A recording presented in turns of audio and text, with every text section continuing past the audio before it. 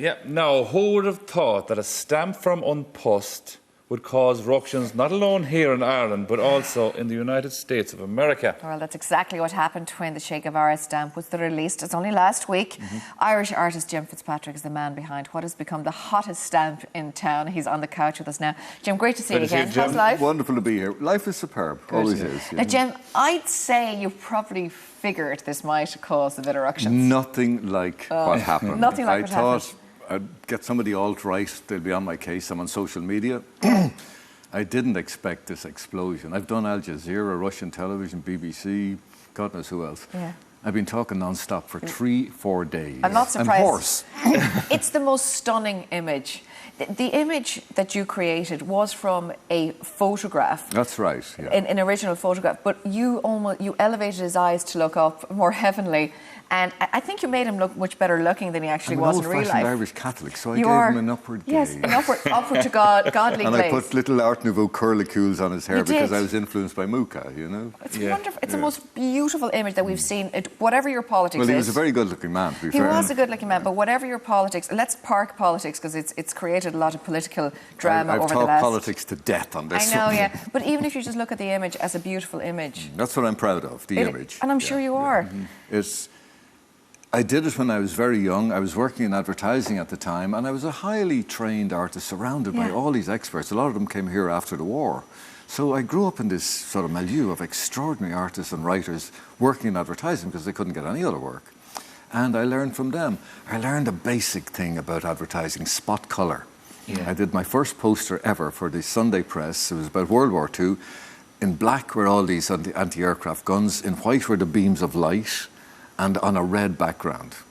That's where the Che came from. That first poster, you know. What was it about Che Guevara that attracted you to him? Well, I'd met him briefly in a pub where I worked in the Marine Hotel in Kilkee. I was down there for the summer with another friend of mine, Gilbert Brosnan, who met him also, lives up in Holt near me. Yeah.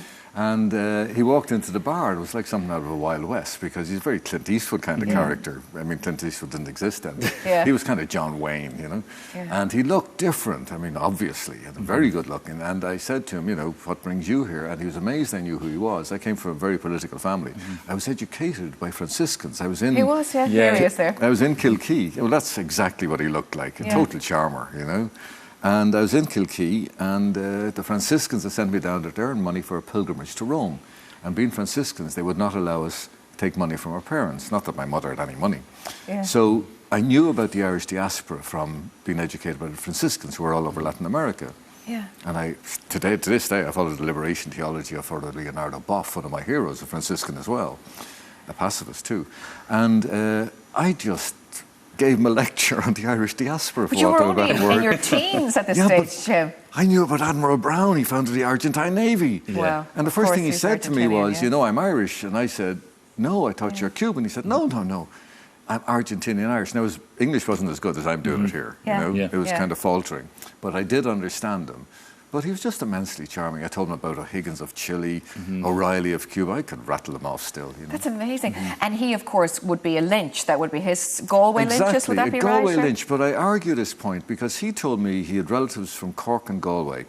And I was down in Ballyvorney only about 3-4 weeks ago. And a man called Lynch came up to me in the Mills Hotel there. I think he's a reporter, a journalist, and said, I know, I'm related to the Lynches, and I know where the Guevara family Lynches are buried. So that made sense to me and rang a bell. So if anybody out there knows anything about this, let me know.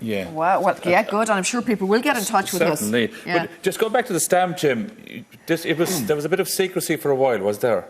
I don't know if there was. It was announced, I think, they announced it a year before, but I told my kids and told nobody else. I thought, this is, you know, I don't believe they're going to do this. They came to you and said, can we use your image?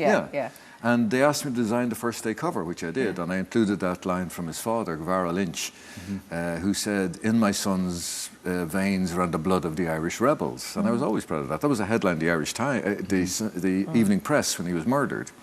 And I'm very proud of that image, to be on an Irish stamp as an artist with your work on an Irish stamp as opposed to something you're commissioned to do to commemorate somebody. It's extraordinary. You know, they're selling, they're selling out all over the place. They are totally are. But then there has been criticism too. Of course. The fact that we are putting what people would term a terrorist and a murderer communist, on a stamp and that we're embellishing the life and all this. What do you feel about that? I have argued that to the death because it's so much black propaganda that's been generated over the past 10 years. All the stuff that was originally buried onto Castro, like the butcher of La Cabana and all this, has now been transferred to Shea. Shea never expressed any animosity towards gays. He made an impassioned speech in the UN about black civil rights and the civil rights marchers. The Huey Newton and the Black Panthers, who I knew, were totally inspired by Shea.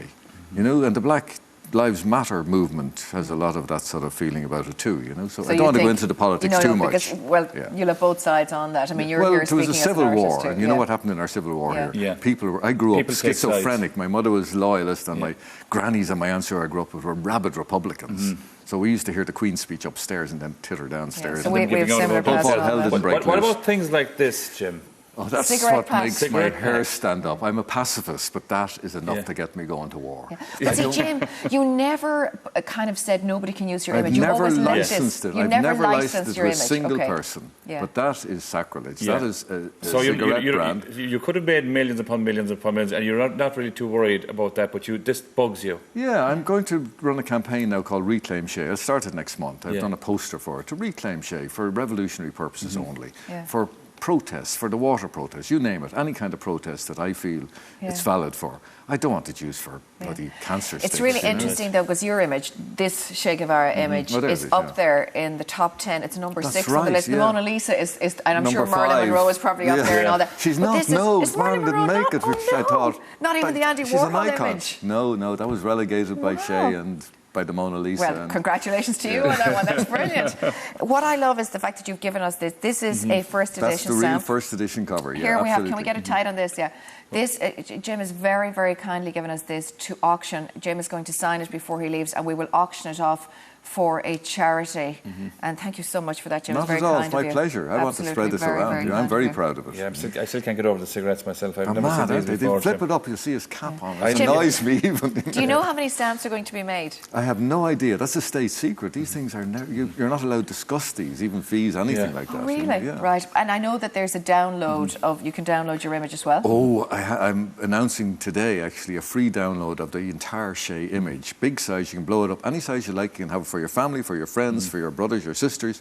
But if you commercialise it and resell it, I'd be after you. But it's free for anybody with austerity. People can't afford print. JimFitzpatrick.com. Because the limited edition print on my website is quite expensive. This one is free. This one's free. Jim would be a billionaire by now, but of course this man has no interest But would in I money. be happy? No, you would not. You'd be happier at home with your cats. Aren't they fantastic? Thanks, Jim. Jim, thanks Thank so you. much for coming down to us. We really appreciate it. And Pleasure. Thank you. congratulations.